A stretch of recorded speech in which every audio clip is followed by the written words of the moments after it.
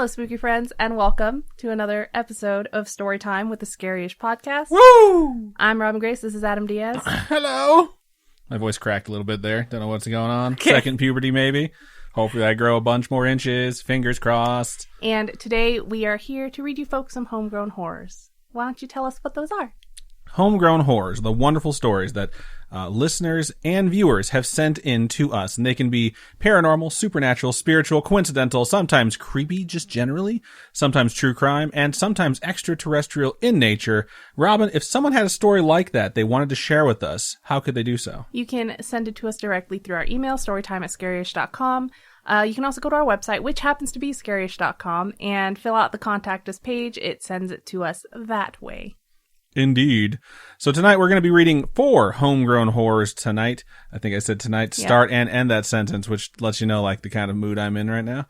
I'm surprised you didn't say what kind of mood I'm in tonight. Sleepy. That's the mood. I'm very sleepy, but I believe I'm going to be going first. So want me to just go ahead and jump into it? Yeah, why don't you do that? Awesome. So this first homegrown horror that we have is from Hope. And its subject is Sister's Creepy Story, which is a great example of that you don't have to send yours. You can send someone else's story to us. Oh, okay. I was thinking like sisters, No. creepy story. Sister, apostrophe, S, creepy story. Okay. So, of course, this is really good for us because then you tell someone, hey, I sent in your creepy story to this podcast. You should listen to it. And then they're hooked. So thank you for sending this in. Let's get to it. Starts out like this. Hey, guys. Hello. Hello. I'm from a small town in Oregon named Baker City. My boyfriend introduced me to your podcast. Shout out to your boyfriend. And we randomly that sounded really weird. Shout out to your boyfriend. Hey. Wow. And we randomly listen to you guys while he is gaming and I'm drawing or doing random things. Aw, cute. That sounds a lot like stuff that we do. Yeah. I game and Robin draws and does random things as well. I told this story to my boyfriend and he said, you guys would probably like it. This isn't really my story, but a story that happened to my sister, and she told me this happened to her. First thing, this happened back in 2010. My sister was a teen mom, 16 years old, just like our mom, which might have a part in this whole thing. Something that I need to mention is when we were young, we were told our grandma was a witch, and we just believed it. At this time, she was staying with us, and she just found out that my sister had a baby. Our grandma was not happy at all. For some reason, my sister started waking up in the middle of the night and noticed a dark shadow, human-like figure in her far window. When she first started seeing it, it looked like it was far away, but each night it slowly started to seemingly get closer and closer. As it got closer, it was giving her a very bad feeling. Yeah, I'd imagine seeing a creepy-ass shadow in a window getting closer and closer would, like, give me a bad feeling and also make me pee my pants every night. There's just, like, so much in the story. Like, does the grandma have something to do with it? Because you brought up, like, we were told our grandma was a witch. We believed it. My grandma wasn't happy. She was having a kid. I'm just like... I imagine that whatever your grandmother went through with your mom when your mom was pregnant at 16, since you said this was just like your mom, your grandma like relived and went into those same places like, son of a bitch, not again. So that's what I'm thinking at least. But let's keep going and see what happens here. Her gut feeling that it was there for her baby. So she talked to our mom about it and asked what she should do. Without any hesitation, our mom just told her, grab some scissors and open the Bible. Can't remember what page she said to open it to, but she said to open the Bible and have the scissors open towards the Bible and place it near the baby, which she did that night. I've never heard this before. I was like, smudge the house, thinking that stuff, but okay, scissors so you and Bible. Open the Bible, the scissors, put the scissors... Have the scissors open towards the Bible and place it near the baby. Which is your stomach. So, like, do you just sleep with it in bed with you? I don't know. Or is the baby already born? So, okay, let's just keep going. Oh, okay. Once she woke up, yeah, the baby's born for sure. Okay. Once she woke up, she went to her baby's crib and looked at the table and the scissors were gone. And to this day, she has not been able to find those scissors. To this day, my sister believes our grandma put something on her kid because she was not happy that she turned out doing the same thing our mom did, being a teen mom. In the end, my sister and her kid are okay and nothing too sinister happened. Okay. Luckily, but it is still creepy that this happened to them. Well, I hope you guys really like this story. I have other creepy stories I'll probably share at another time. We really love listening to you guys. You guys are awesome. Thank you so much. You. I would really love if you shared on the podcast and hear your thoughts about it. Love, Hope, and Albert. And then they sent a bunch of pictures of their pets too. Thank you so much for that. I definitely think it sounds, I don't want to accuse anyone's grandma of doing anything shady or anything like that, but it certainly sounds like the response that your mom came up with immediately seems like she dealt with something like this herself. I don't think that necessarily points to grandma, but she's definitely like the prime suspect. She's culprit. No, I should say she's like suspect number one. If you were upset that a family member became a teen mom, I don't think the first thing I would go to was... Hex the baby? Yes. Yeah. Who does that? I don't know. I mean, it's like they're called the greatest generation, but sometimes they can be really shitty. Take those scissors and cut that person out of your life. Wow. The scissors are gone, though. So... Yeah, that's another thing you can do. I don't know what Robin means by cut that person out of your life. Not literally. Please don't murder people with scissors. No, it's figuratively. Just cut them out of a picture or something like that. So. I'm just imagining the stupid movies where it's like people taking photos of like, oh, we broke up. Let me cut it in half. Exactly. That's what I was picturing too. What I would love to hear, and I know this is probably never going to happen, but at some point maybe you could just find this out for your personal information, is why your mom suggested that. Like, ask your mom what it was like for her to go through being a teen mom and what it was like for her to go through that with, you know, your grandmother, her mother, reacting the way she did. And as she discusses that with you, bring this incident up and be like, so why was it when this happened, you immediately had the answer? Yeah. And just see what she says. That's where I would go with it. But I'm 35 and I love to interrogate my parents now. So, maybe at some point you'll get there and, maybe your mom will want it to be shared with us. Cause I'm super fucking curious now. Like, or you can just like have your mom write us. Cause I'd love to hear from that. So, thank you so much. And we hope to hear, more of your stories in the future. Yeah. Good stuff.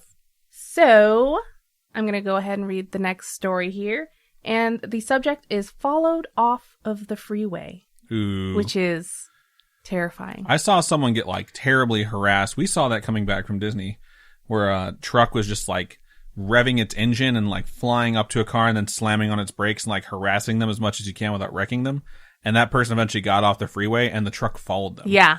And we're just like, they should call the fucking cops. Like that person's out of their mind. So, this is, triggering memories already. All right. It goes, hello, Adam, Robin, spooky friends, and spooky mom. That's all of us. Indeed. Hello. We're the spooky fam. Look at that.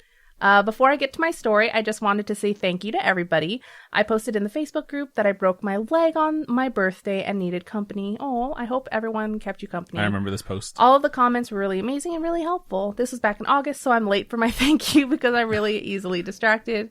Me too. I talked to my coworker today about how bad my freaking attention deficit is.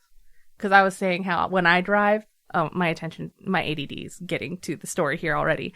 But when I drive, sometimes my brain is like thinking of other things and not thinking about driving. So I will miss my exit or I will forget which is my exit because I'm not thinking about the actual drive. I'm just thinking about everything else going on in my life. And they were just like, that I don't do that. For like a routine drive, I absolutely do that. But I don't get so engrossed in thought that I'll miss my exit. Maybe once in a blue moon, but... Yeah, if it happens frequently, then... It happens somewhat frequently. Like, just the other day, I remember I was like, oh my god, is this the exit? I don't know. I'm just going to exit here. I remember I was on the phone with you. Yeah. So I will say she has not gotten into any accidents due to ADD. Yeah, no, I don't get into accidents, but I definitely wood. am that person who's easily distracted by my brain. Anyway, let's continue on. Now for the story. It's a little long, and I'm sorry if parts don't make sense. I was driving home from work last Thursday, and there's a freeway exit that is 2 lanes but merges into one. I was in the lane that continued on, but there was a black Subaru that was keeping pace with me in the lane that merged. I slowed so it could get in front. This car slowed as well, so I slightly hit the horn and waved it forward. The man driving the car got ahead of me and then immediately slowed down. I raised my arms in frustration, but did my best not to ride his ass. We came to a stoplight that was green, and he stopped. What the fuck? It's green, and he stopped? Is he, like, stopping in a turning lane, or is he just stopping at a green light because he's not paying attention? I honked again because I was getting annoyed. Oh, so, like... He was in front of you and he stopped. Yes. He was looking in his side mirror at me and saying something. I still had music on, so I didn't hear him. But the light was still green, and I was definitely annoyed at this point. I flipped him off once the light turned red. That's when he went through the intersection. He drove off super fast, and I thought it was over, but it wasn't. I finally went through the light and made it to the next light where I needed to turn right.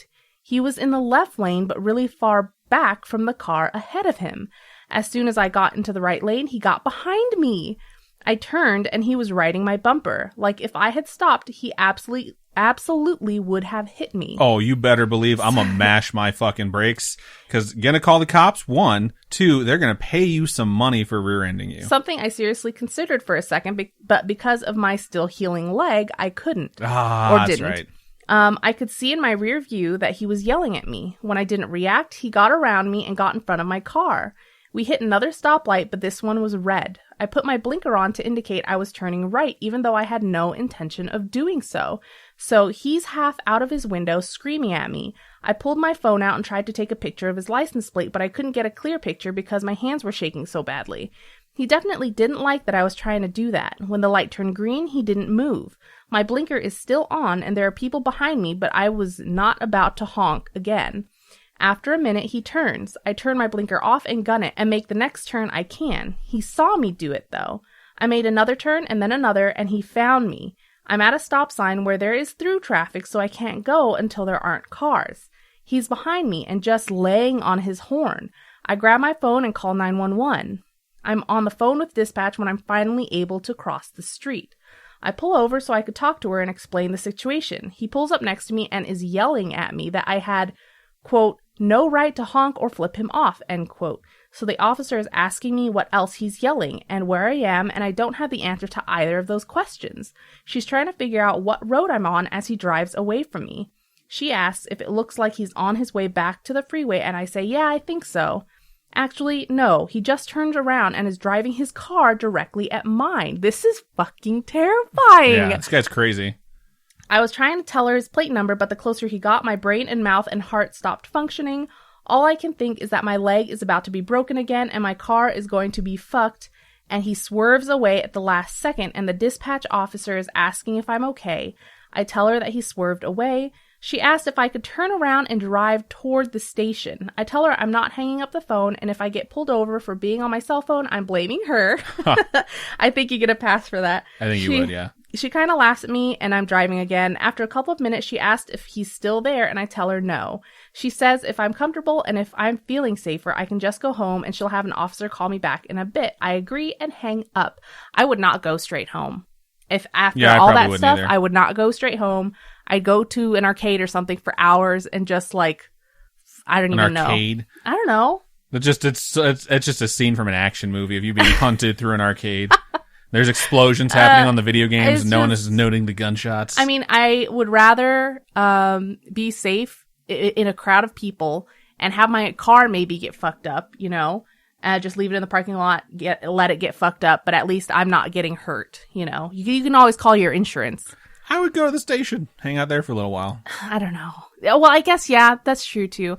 But the thing with going to the station is, like, you could go to the station and then he'll just, you sit there, right? And you hang out at the police station or whatever. And then he's just going to hang out. He's not going to do anything about it. Maybe he'll hide around the corner or something like that. I would just imagine someone would be more nervous to hide and wait for you at a police station where people are very much monitoring everything around it. I could kill more time at an arcade than I could at a police station. Well, obviously, but I could kill more people at an arcade than I could at a PlayStation. Did I say PlayStation? Police station. I've had a lot of Bon Vivre tonight. Sorry. But it's just like, I can wait hours and hours and hours and hours at an arcade. I don't think I could handle waiting hours and hours and hours at a police station. I would start getting antsy and get like scared, and I'd want to go home. You know, it's better for me at least to take my mind off things and just leave my car to whatever. Maybe call my friend to pick me up on the other side of the mall and then go home that way instead of involve someone else in your torturous journey. Yeah. Let's see what else happens. Or was that the end of it? That's not the end of it. We'll continue. I go home and sit with my head between my legs while telling my partner I want a large beer and that I'm not driving anymore today. An officer calls me back and I relay the story to him. He tells me there's nothing they can do since there aren't any cameras and I didn't get his plate number. He then asks if I thought this was road rage or if this guy was stalking me. I said neither. I think he wanted to scare me and it worked. It's been 4 days and nothing else has happened, but it still really freaked me out. Anyways, that's my story about being followed. I hated it. 10 out of 10, do not recommend. Stay spooky, Paige.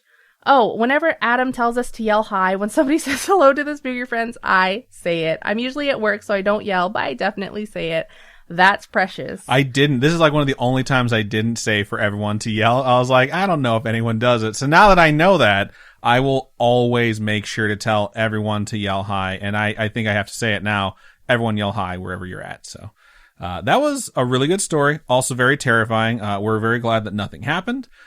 It's definitely not comforting to know someone was following you with the intent of scaring you, which is exactly what I think they were trying to do. It sucks that they accomplished that goal. I do wish there were some repercussions for their actions, but more importantly, I'm happy that you're safe. I will say, I don't think it's a good idea to flip people off when you're driving. I know Adam does that. I don't do that. I'm just not that type of person. I don't flip people off willy-nilly. Robin's just going to toss that out there. If someone's gotten to the point where they're screaming at me and I know that they're enraged, I'm just like, fuck you. Hey, here you go. Here you go. Fuck you, because this is your fault. And almost every single time someone has screamed at me, it's been their fault. In the case it was my fault, like I cut someone off, I'm like, ooh, fuck, they're gonna be mad. I don't flip anyone off. I cringe and I do like the wave, like I'm not gonna look in my rearview mirror because I don't want to fucking see you right now, but I know it's my fault. This is the wave telling you it's my fault. And then if they rage, I don't flip them off. But it's like, if I'm in a lane that can go straight or turn and I'm going straight and then I have to wait at a stop sign to go straight, because as soon as I get through the intersection, the business I'm going to frequent is right there, and there's someone behind me who wants to turn, I have had multiple people scream at me and honk their horns because they don't think I should be using it for the function that they're not using it for. And every one of those people I have flipped off and told to go fuck themselves.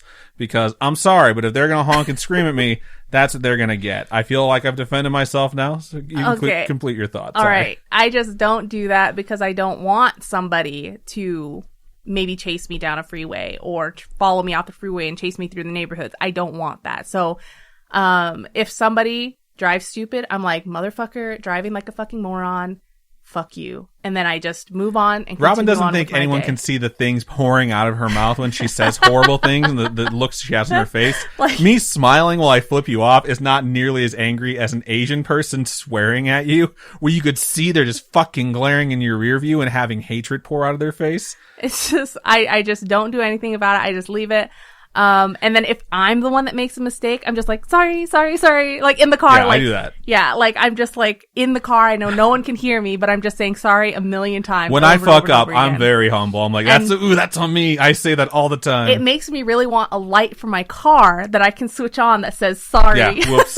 My bad, dog. My bad. But it is a little bit different because I am like 6'1". I'm a big dude. I'm typically not in a situation where if someone yells at me, I feel fear. I'm usually like, oh, fuck this guy. And I switch on my angry switch too. So. And when you get out of the car, I have never once gotten out of the car. No. But if you did, they'd be like, oh yeah. If they got out of their car and came up to my car and I got out, they'd be like, I'm just going to leave.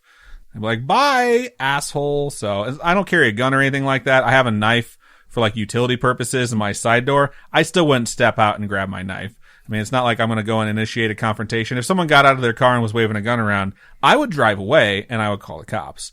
So, and it's different. Different strokes for different folks. I don't recommend escalating any situation, to be honest with you, especially if you're in a vehicle. That just can go wrong. So we're happy you're okay, though. Why are you making that fucking face? I'm just thinking of like freaking road rage. Was it just today or was it yesterday? I was driving and someone just was people drive like morons out here. Especially during rush hour. Yeah. And when I leave work, it's exactly smack dab in the middle of rush hour. And I think it was today. Or yesterday. Fuck, I don't know. Just tell your fucking story, dog. How I think people that merge onto the freeway, how it should work is one. One like pulls out. A zipper. Like the way it's supposed to be. Yes. And I tried to freaking let someone in, right? But this person would not merge in. And so it's just, they waited until it was time for 3 cars to merge in at the same time. And I'm like, what is going on? I don't understand. I haven't had any real road rage incidents, but the most recent thing that's happened to me, and it was just beautiful karma, is I was getting onto the freeway. I was a merger, and there was a guy in a lane that ends. And his lane ends, which means it's on him to find the proper spot to merge in. So, of course, being an asshole, he zoomed in front of me, cut me off, and I was like, this fucking prick. And then we got into the merging lane, and the merging lane is too wide. And so he went to get over, and as he did that, the person in front of me got over, or in front of him got over, and slammed on their brakes. So I got to pass him like, suck my dick, and sing my song in my head. And then we get to the point where it's just like gridlock. I'm getting on the freeway, and I'm trying to pick my spot to go in, and everyone's doing the zipper thing, 1, 1, 1, 1. And then it gets to me, and someone decides they're going to go bumper to bumper with the car in front of them and not let me in. And I'm like, you're being a fucking asshole. There's construction cones that I'm apparently going to hit unless I slam on my brakes on the freeway. So I hit my brakes, and I'm getting ready to get behind him, and then that original asshole who cut me off flies up like he's going to hit that fucking car. Like, to get in between the cars that I couldn't get between, and basically just drives to the point where it's like he's going to hit both of them unless someone slows down. Wow. So they're screaming at each other, and I get behind that person. I'm like, that's what you get. 2 assholes. Go fuck yourselves together. I hate you both. So... All right, this has been the this obviously Traffic Rage Corner with Adam and Robin. Traffic grinds our gears. Okay. Good stuff. Thank you so much for sending that in one more time. I can't believe how much traffic triggers us. Like, We need to move on. Yeah. Okay, go on. So before we move into our next story, we are going to take a really quick commercial break. And we're back. I'm going to go ahead and move into my next story of the show, and this one's subject is homegrown horror / I legit think my neighbor is a vampire. Also, they're clearly from Europe in some way, shape, or form because there's a U in neighbor. Canada also uses U. Oh, god damn it, Canada. Be on our side. Be Americans. So, I mean, I'm the continent of America. We're together on this. We're North Americans. We need to come together and decide. Come together. I hate you. That Beatles song, right? It is a Beatles song. All right. Starts out like this. Hey, spookers. Hey, and everyone who's a spooker, yell hey. Gotta do it now. My name is Max, and I'm a 19-year-old baby boy from Germany. Knew it. Hence the weird English. So far, it's been pretty good. I've just recently discovered... Well, I mean, you made fun of the fucking you. I didn't make fun of it. I just pointed it out and said I think they're from Europe. Just because I notice things doesn't mean I'm making fun of them. That's true. Jeez Louise. It's my assumption. I've had a lot of wine tonight. I've just recently discovered your podcast on Spotify in all caps. Shout out Spotify. And I absolutely adore it. I appreciate your English. Actually, that word adore really meant a lot. It's a perfect blend of funny and spooky, and I'm binging through it lately. Good job. So I think my neighbor might be a vampire. I mean, it all could be bullshit, and the story's kind of long and also not that scary, but it would be an honor if you'd feature it on the podcast. Well, feel honored, because that's what we're doing right now. A bit of context. I live alone with my mom in a small town in the north of Germany, and we have a dog. That comes into play later. Interesting. So... the house next to us was always empty, like always. It was built 80 years ago, and no one ever moved in there. So you can imagine our surprise when suddenly someone was living there. And with suddenly, I mean suddenly. So I know many people out there have heard of Christine McConnell. I love her stuff. I'm one of her patrons. But she bought a house that had no one living in it. She bought a big old mansion in New York that had no one living in it for the longest time. So it happens. She's not I don't think she's a vampire. I was going to say, are you sure she's not a vampire? But I've just seen her out in the because she's daylight. Lovely and amazing at crafts doesn't mean that she's not a vampire. But it happens. Some people are like, I want to find this old house that I love, and I just want to like make it my own. And so let's see what more evidence this person has to support their neighbor being a vampire. They sucked my blood. Is that a German accent you were going for? No, Is that Transylvania? I was trying to be like Dracula. I don't know. All right, we're moving on now. Like we never saw somebody move in, no trucks, no cars, so it had to be during the night, and that's also weird, because my mom is a very light sleeper, and she would have definitely heard something if someone moved in next door. So you want to know how we found out that somebody moved in? Well, all the windows were blacked out. They were completely smeared with black paint, so absolutely zero light would go through them. This guy, whoever this is a vampire. I've already decided it, so. It's Spike from Buffy. I'm still going to read the rest of it, but this person's a fucking vampire. That's strange, but maybe he's just a big goth or something like that. I will say there are blackout like windows in Las Vegas for folks who work like the night shift because they have to sleep during the day, but just splashing black paint onto windows is not that. We decided to visit him the next evening. We rang his doorbell and he opened the door almost instantly, like a second after. That's the vampire super speed. I remember the feeling I had when I first saw him. I felt like prey looking at an apex predator. He is tall, really tall. I'm 6 feet, but he has to be at least 8 inches taller than me. Okay, this is just me. He sounded pretty hot all of a sudden. So I don't know what it is with Adam, but he is incredibly like tall guys. He is incredibly attracted to tall men. 6'8" is just like I gotta crane my neck to look up at you. All right, let's keep going. He also has black hair and is very pale. So pale, in fact, that he's almost Snow White. In parentheses, and yes, Adam, without the 7 dwarfs numbnuts. I wasn't gonna say it. Robin was gonna say it. I love that you're called numbnuts. I'm fine with that.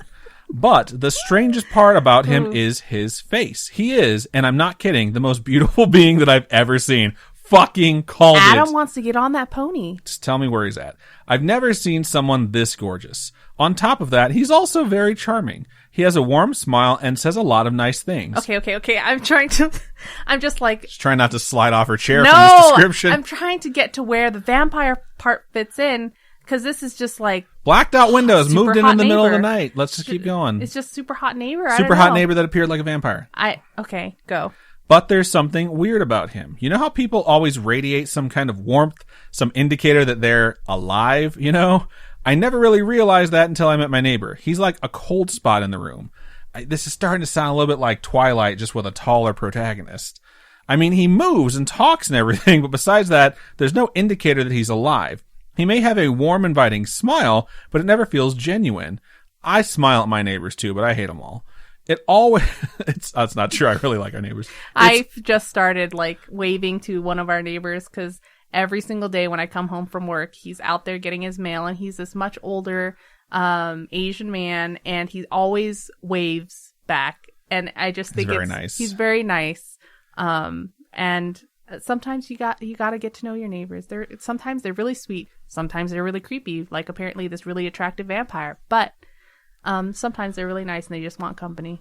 All right, let's keep going. Anyway, sorry. It's always like a facade he uses to lure someone into his trap, and it seems like I'm the only one who notices that. Everyone else seems to be distracted by his beauty and charm, but I think if I had to pinpoint it, it would be his eyes. His eyes never look nice or warm or inviting. They always look cold and calculating and weirdly hungry. They're very dark. So dark that you can barely distinguish pupil from iris. It's Damon Salvatore. It's actually really scary to look into his eyes. He is pretty good looking, Damon Salvatore. You like Ian Somerhalder too? I'm not into it. I'm just acknowledging his beauty. It's not my type of dude. Stefan or Damon? Oh, Damon. Holy shit. I'm sorry, Stefan. It's not like you got hit with an ugly stick or anything like that, but Damon is just more my type. All right, back to the good stuff. So he invited us. I'm just saying so much about all the dudes I find attractive. So he invited us into his house, and back then, I wasn't suspicious at all, despite the weird vibes he gave off. Like I said, he was very charming and good-looking. His name is Dylan, and after some... Dylan's not the name of a vampire. Come on. I don't know. Damon, Stefan, those aren't names of Coach vampires. Ferratu? That's the name of a vampire. He works at the school and only comes out at night. His name is Dylan, and after we've had way too much to drink tonight. I know. Already during, I'm so and sorry. I just have had a bon vivre and a salad for dinner. All right, let's keep going. His name is Dylan, and after some small talk, we asked why all his windows were blacked out. It's apparently because he works during the night and sleeps during the day, though he never specified what his job was, which is weird, but nothing too uncommon, I guess. Robin's going to interrupt again, and we have so much more to go on this email. I'm just saying, we have our curtains closed majority of the day. We have our curtains closed while we sleep, and then they're open. I don't open the window unless I have to. I mean, they're open right now. They're open during the day at almost all times. And the ones in the guest room are always open. So even like... Oh, it's because the light in there doesn't work. Yeah, so we need the light from outside. All right, I'm going to keep going now. Okay, go. We actually had a nice... I thought I saw a fly. Sorry. You son of a bitch.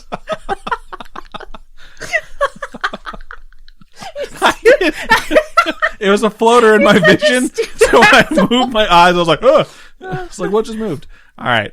We actually had... Stop fucking laughing. Stop. This is Sean Connery.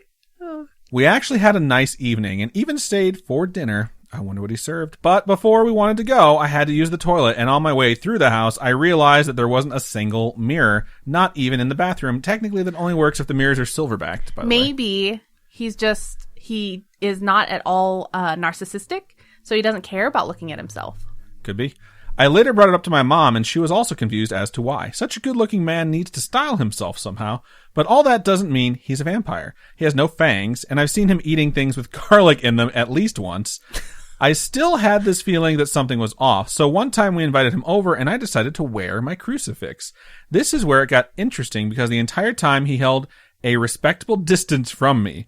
Whenever I tried to move closer, he instantly moved away. I mean, maybe I stank like an ogre that day.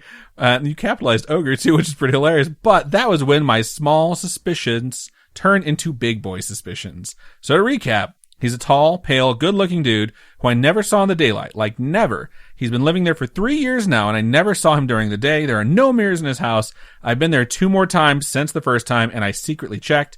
He's also pretty cold, even though he seems charming and warm, and the strangest thing of all, he seems to be afraid of the cross. All that doesn't mean he's a vampire. He could also just be an extremely weird guy. I mean, nothing weird ever happened until one time it did. It was 2 months ago on a Sunday night. I was studying for university and I looked out my window. From my window, I can see directly into Dylan's backyard, and there I saw him while it was just a silhouette, but I knew it was him just based on his height alone. He was putting out the trash or something, and he had to have felt my stare because he turned around and waved at me. That's creepy. Waving is not creepy. No, but the fact that he was like... I'm just saying you can sort of feel when someone's looking at you sometimes, so... Okay, let's keep going. That's nothing scary, but I screamed out loud in that moment. He probably thinks something's wrong with you at this point. I'm just saying. Like, this person kept creeping closer to closer into me, and I just kind of tried to keep my distance, but they kept getting closer. He likes to wander around my house looking for mirrors. His eyes were glowing in the dark. Okay, yeah, that's a big one. His eyes were glowing in the dark, like this reflective glow nocturnal animals have. That was fucking terrifying. I looked it up. Human eyes don't do that. So not only does he never come out during the day, has no mirrors, fears the cross, he also has glowing eyes that glow in the dark. What the fuck? That's not a dude. That's a motherfucking vampire. From that night on, I only slept with my crucifix and a wooden stake under my bed. Where the fuck did you get a wooden stake from? You can make one. It's not that hard. Okay, make me a wooden stake right now. Yeah, I'll break one of the freaking legs off the dinner table. And now you don't have a fucking leg on your dinner table. We would never have anyone over for dinner, so it doesn't matter. It's not blessed. Well, it's fucking COVID. It's not blessed, but it's still a big-ass piece of wood. By the way, nobody believes me. I mean, it's crazy talk, but it's also the truth. What do you guys think? Love your podcast. Keep on creeping on, you silly spoopies. However, there was an email that came in right after this one from the same person that I also forwarded over for reading to my mom. It says, hey, it's me, Max, the dum-dum from Germany who thinks his neighbor's a vampire. I will say, my mom has had LASIK, right? She's had LASIK. So her eyes glow in the dark. No! Shut up! Don't let me finish. So, she had LASIK. You have a stake under your bed that you've carved from a table leg. No, I put it in my bra. No, my mom had LASIK, and it didn't take. So what they had to do was put a lens in her eye. Oh, yeah, that's true. They had to put lenses in her eyes, and when she turned, it looked like she was a freaking robot, because you could see the glint of the lens in her eye. So maybe this guy's got LASIK. Or that was a worthwhile contribution. Yes. I appreciate that. I'm sorry I interrupted you. Bitch. All right. They continue to say in the follow-up email, I sent you my homegrown horror yesterday, and I forgot to add a pretty important part. I even teased it in the email. I was pretty excited to rant about my whole vampire theory, so I simply forgot to mention it. It's the part regarding my dog. Ooh, okay. My dog is called Scoobs, which is such a good name, and is a Great Dane mixed with German Shepherd, which means your dog is fucking huge and awesome and I want to pet it. He's stupid large and looks like he'd break you in half if you look at him funny. Turns out he's the nicest dog and the biggest pussy. I've met one big Great Dane, right? That was he a Great Dane? He's a Mastiff. You're talking about Gus, right? Yeah. And I've only ever met one giant dog, but he was the nicest dog. He absolutely was. All right, gonna keep you on. This dog is nice and wimp. He's afraid of birds, like robins or something, and if a burglar were to break into our house, he'd try to cuddle with them. Aww. Scoobs never barked at anyone or anything and never even attempted to make a sound close to growling until he met Dylan. He hates Dylan, and he's not the only one. All the pets in the neighborhood either absolutely despise or are afraid of him, except our neighbor's goat, but she's also a giant douchebag, so she doesn't count. If movies have taught me anything, then it's that if animals hate you, you're evil. So, again, sorry for forgetting to add this to the story. I still love you and your podcast. Stay strong, motherfuckers. I really enjoyed that. I thought that was really funny. But it could be anything. They could be taxidermists, and so they smell like all these different animals, but they know, like, you deal with death. So I think you've done a lot of research into this, assuming it's not all bullshit like you had mentioned. That said, my thought here is that it's someone who works at night who is very antisocial. It's very odd that pets are scared of them. However, he's 6'8", and sometimes pets are scared of people that are different than the people they hang around with normally. So especially like really tall people and people that are just someone they're not used to. I can see them being intimidated by someone so tall. That said, and I don't know how safe this is, I really want you to go and have Dylan send us an email because I have so many fucking questions for him if he's a vampire. I mean, it's not safe for you to do that, so don't do that. But yeah, really diligent research, and like you've put a lot of thought into whether or not this is the case. And there's only so much paying attention you can do before you're stalking your neighbor, which would get really, really weird. But those are my thoughts on it. I am very curious. If you get any additional information, please let us know. And if you confirm that they're a vampire, you know, I'm not judging anyone for being anything. I just want to talk to them. So just give them our email address so you can reach out to us. So what are your thoughts on this? I think through the entire thing, I've kind of given ideas of what this could be or that could be. It could be just somebody who works in some darker career path. Doesn't necessarily mean that he is evil, but I think maybe, taxidermy works at night, right? I don't know. I mean, here's the thing though, like, if you're just gonna discount the fact that he's tall and pretty, and you just look at like the nightlife and he has blacked out windows, he could just be something simple like he's in the mob. Bouncer or... yeah, because his place is a nightclub. Why would you black out your windows because you work at a nightclub? No, because he works at night, so he sleeps during the day. No. I'm going with like a mob member, part of some sort of mafia that I don't even know about, or he's a drug dealer. I mean, that's totally reasonable. I think, but the thing is that he's okay with being like, oh, hey, neighbor, you know. You have to have some people come into your house to say it's fairly normal. That way people can say they're fairly normal when the police come asking, or what the about men no in black. Mirrors? What's with the no mirrors? I don't know if there is no mirrors. Maybe he just has mirrors in different places. We don't have a lot of mirrors in our house. Maybe he saves all the mirrors for the bedroom. Wow. It's fucking weird. I mean, sometimes you have a powder room and it doesn't have a mirror. Like, those suck because you can't see. Powder rooms don't have mirrors? Sometimes you have a powder room that doesn't have a mirror. So, I mean, like I was saying, those suck because you can't, like, make fine adjustments to your, like, visage to make sure you're looking good for your 6'8" handsome neighbor. But who knows? You know, 6'8", dude. You haven't explored the whole house, I'm assuming. So, it is very curious. So, thank you so much for sending that in, and let us know if there are any additional updates. Yes. All right. So the final story of this episode has the title "My Phobia and Scary Story." It goes, "Dear Adam and Robin, hello." Hello. Also, the person who wrote this is watching us right now. Whoop whoop. I just listened to your episode about your top 5 phobias, and I can definitely relate to some of them. Like Robin, I'm also afraid of the dark. Unlike Robin, I am actually completely okay with pitch black darkness. That's interesting. That's a big ol' nope. That's like... It's like once it gets to a certain point, you're just like, oh, I'm fine with this now.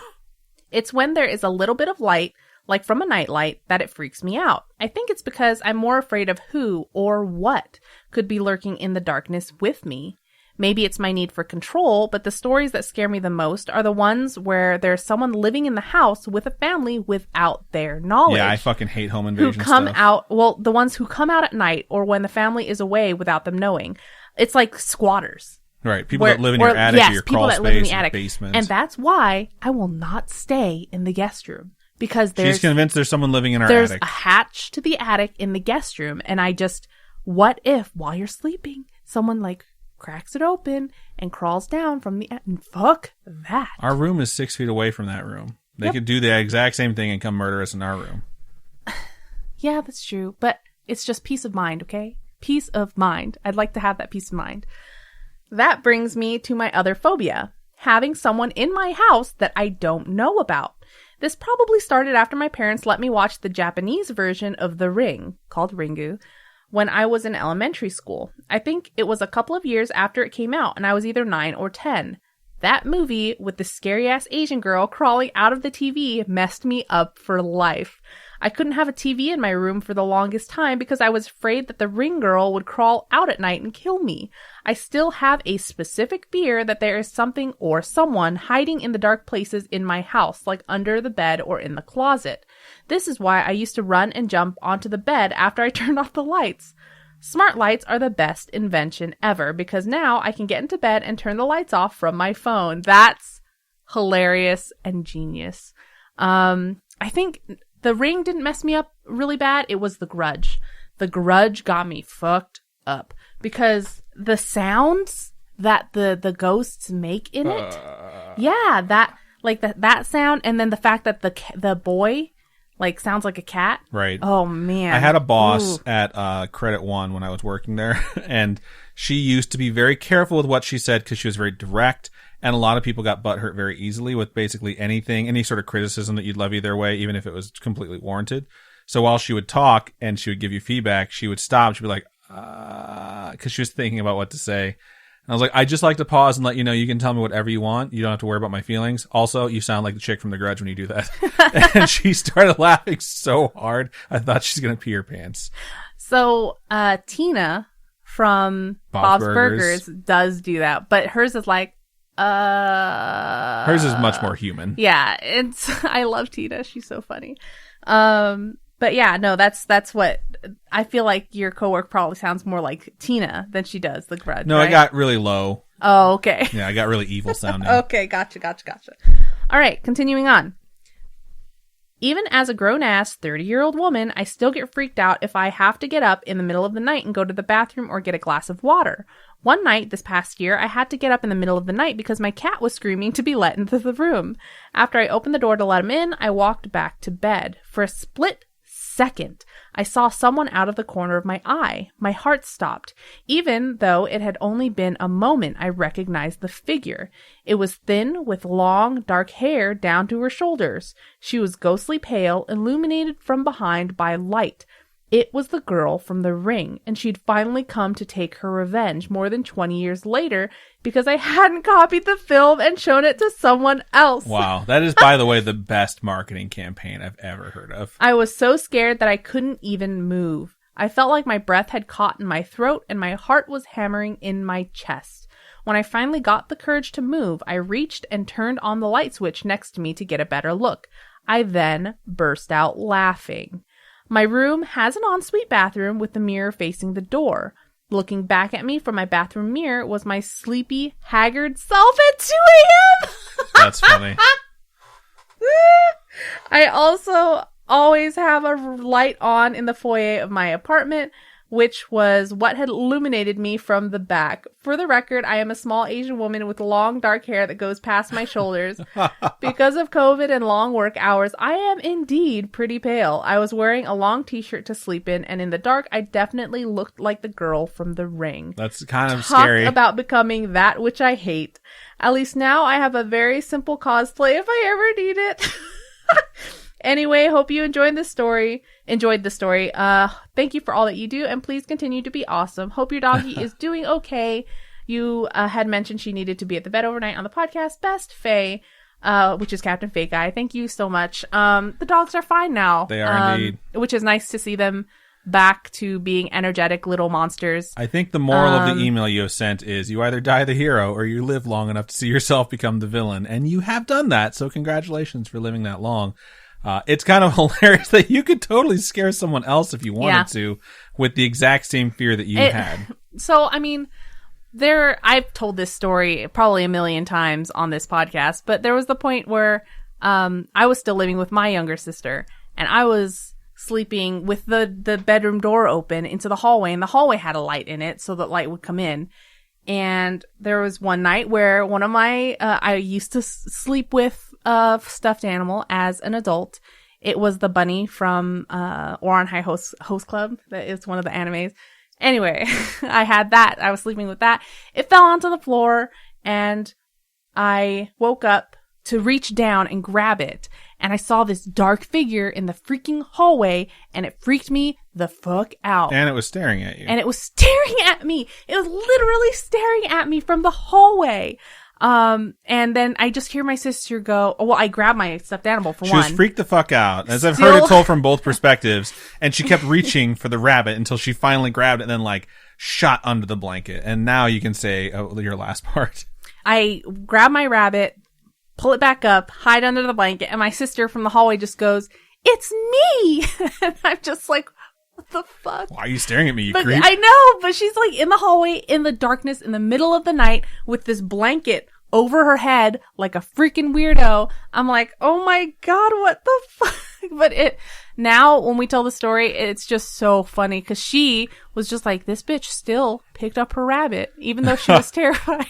She knows where her priorities lie. But yeah, so I can totally relate to like seeing stupid stuff in the dark that you're terrified of for a split second. My least favorite thing is something that I do where I put my hats, because I have 2 hats that I'll wear when my hair is really greasy and gross.